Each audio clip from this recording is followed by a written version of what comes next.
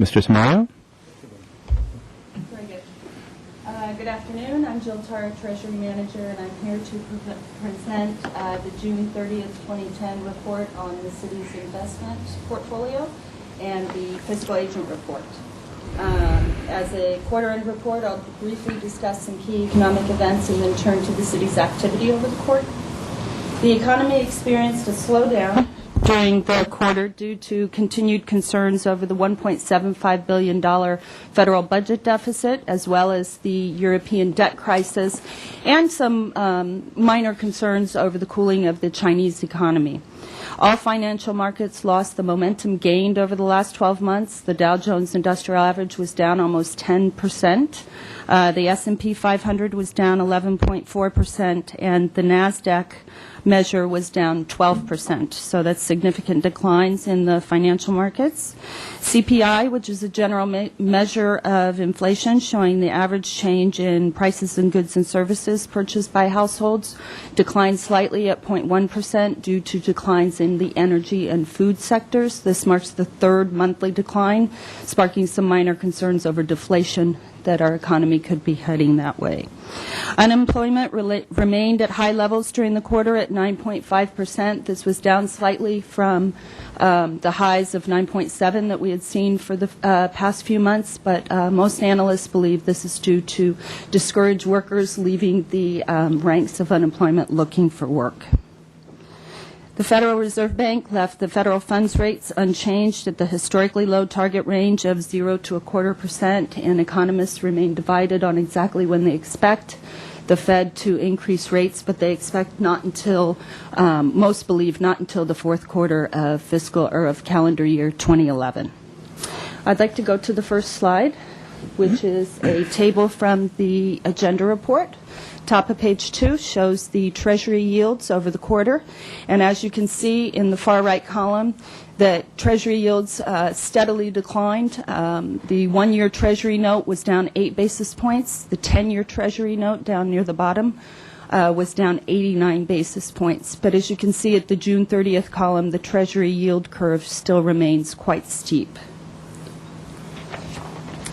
The next slide shows the investment activity over the quarter.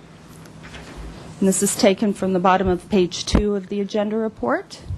As you can see, over the quarter, we purchased $20 million in AAA-rated federal agency notes. 3 of those were bullets for $6 million. The remaining $14 million in purchases were callable securities, which means they can be called by the issuer, subject to market changes in rates at their election on a schedule that's published upon issuance. We also had $12 million in calls during the period and $4 million in federal agency bullets that were matured. Down at the bottom, you'll see the airport promissory note. There was a partial redemption. The $89,361 represents the regularly scheduled debt service payment on that note. In addition, the Airport Enterprise Fund paid down an additional $1 million in cash that was cash held in the CFC fund that was cash left over after the construction was completed on the quick turnaround facility. So they paid down the extra cash, and in future years, the semi-annual debt service payments will be repaid from the customer facilities charges that are charged to airport rent-a-car customers at a rate of $10 per rental car contract. The investment yields table, which we'll put up next. Yes. One quick question about the airport. So the $89,000 something that was scheduled to be paid, is that what the future annual payments will look like, or will they be larger? They'll be roughly the same. Semi-annual, there's both principal and interest payments that are amortized over the 20-year note. So as the outstanding balance declines, the interest portion declines in the principal repayment. Okay. But it should be roughly there. I think it's roughly around $300,000 per year. Okay. All right, great. Thank you. But that did buy down the semi-annual payments quite significantly and brought it in line with the expected revenue. Okay. So it was a good thing. The investment yields table is from page 3 of the agenda report, and as you can see, the top line represents the yield on the city's portfolio, and over the last 12 months, we've seen steady declines in the investment yields. At June 30th, 2009, the yield on the overall portfolio was just over 3% at 3.101%. 12 months later, the yield on the total portfolio was 2.323. I realize those numbers are a little small. But even with the decline in the investment yields, the city's portfolio continued to outperform the other benchmarks that we show to you quarterly. The second line below the city, or the first line below the city's investment yield, is the 2-year Treasury note, and the yield on that at the end of the June quarter was 0.6%. The yield on the LAIF, which is the next line down, was 0.49%. And that steadily declined also over the last 12 months. And then the 3-month Treasury bill, the yield on that was 0.17% at June 30th. The next slide is not in the agenda report, but it shows a summary of the interest revenue earned on the investment portfolio over the quarter. And each of the columns shows the monthly investment income for both the pooled investment overall portfolio and RDA investments. The total interest earned on the city's pooled investments was just over $958,000. The interest earned on the RDA balance held up at LAIF, which is the state investment pool fund, was $31,454 for total interest earned on the portfolio of $989,603 for the quarter.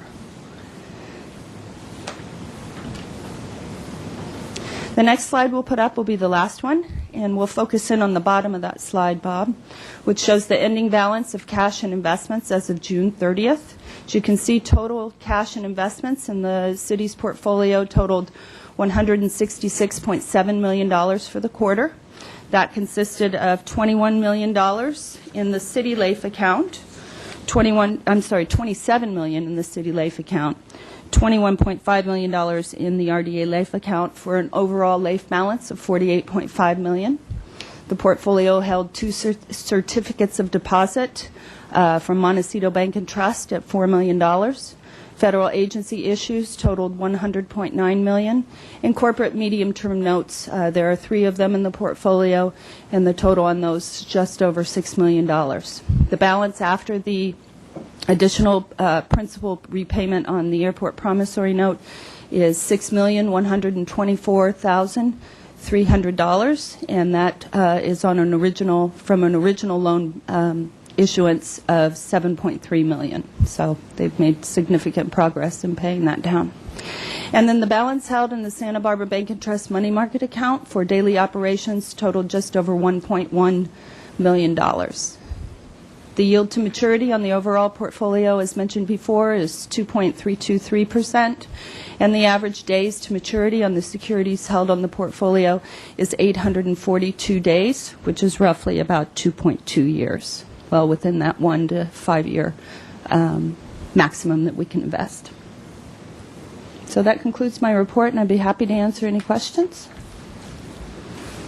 So, one just sort of generic question. I imagine that most California cities have investment policies similar to ours.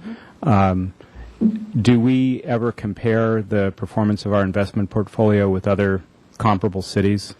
Is that an exercise worth going through?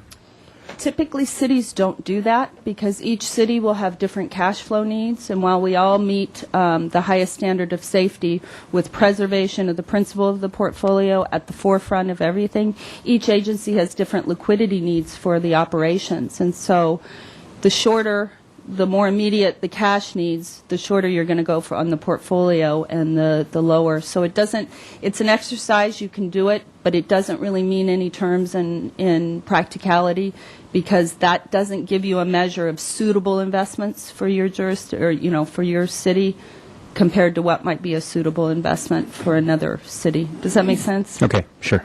Fair enough. Bananas and grapes comparison. Yeah. Well, with that, I will entertain a motion to recommend that the City Council accept the quarterly report, if there is such a motion to be made. I so recommend. Second. All those in favor? Aye. Aye. And with that, the meeting is adjourned. Thank you.